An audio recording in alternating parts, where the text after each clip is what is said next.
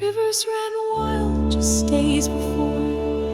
Now they crawl along a swollen shore. From Mundi to Penrith's reach, the banks are heavy, the limbs don't sleep. Windsor's bridge stands proud but worn, marking where the flood was born. Nepean rolls with a quiet breath, still holding echoes of nature's death.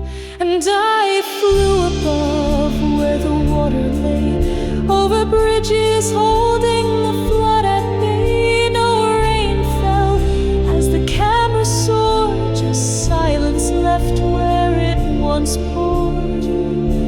From Hawkesbury's bend to Richmond's line, I caught the stillness frame by frame in time.